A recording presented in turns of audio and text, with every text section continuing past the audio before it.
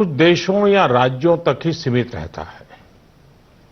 लेकिन इस बार ये संकट ऐसा है जिसने विश्व भर में पूरी मानव जाति को संकट में डाल दिया है।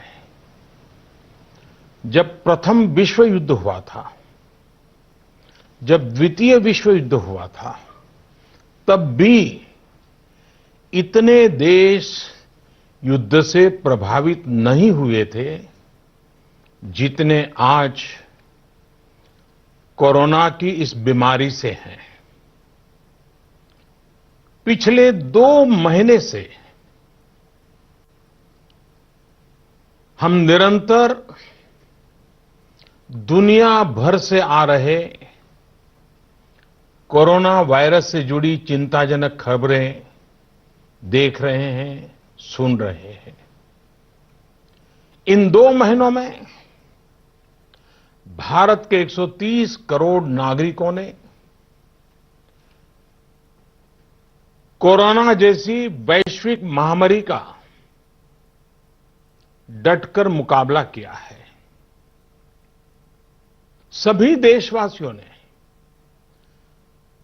आवश्यक सावधानियां बरतने का भरसक प्रयास भी किया है। लेकिन बीते कुछ दिनों से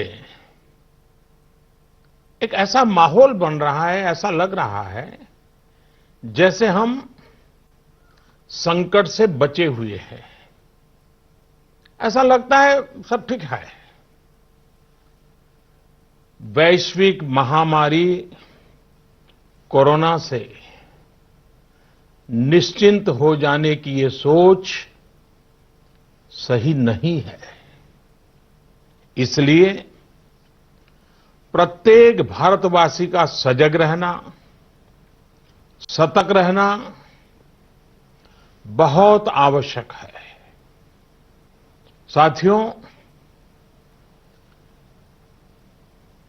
आपसे मैंने जब भी जो भी मांगा है,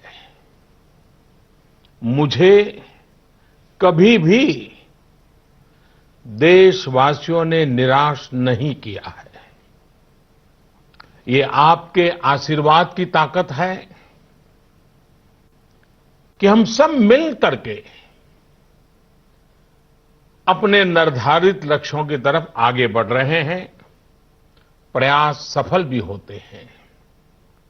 आज मैं आप सभी देशवासियों से, 130 करोड़ देशवासियों से, आप सबसे कुछ मांगने आया हूं।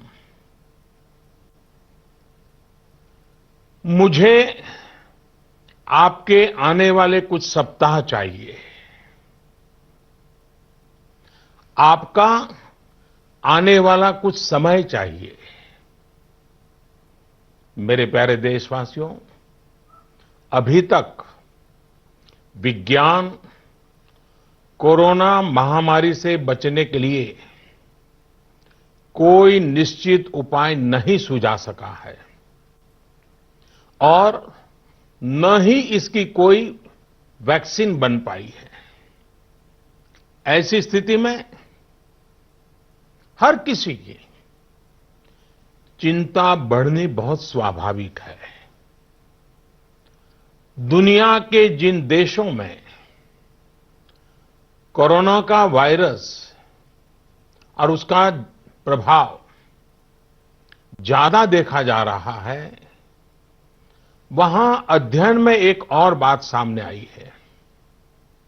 इन देशों में शुरुआती कुछ दिनों के बाद अचानक बीमारी का जैसे विस्फोट हुआ है। इन देशों में कोरोना से संक्रमित लोगों की संख्या बहुत तेजी से बढ़ी है। भारत सरकार इस स्थिति पर, इस वैश्विक महामारी के फैलावे के इस ट्रैक रिकॉर्ड पर पूरी तरह नजर रखे हुए हैं। हालांकि कुछ देश ऐसे भी हैं जिन्होंने आवश्यक निर्णय भी किए और अपने यहां के लोगों को ज्यादा से ज्यादा आइसोलेट करके स्थिति को संभाला है और उसमें नागरिकों की भूमिका बहुत अहम रही है। भारत जैसे 130 करोड़ की आबादी वाले देश के सामने, और हम वो देश हैं जो विकास के लिए प्रयत्नशील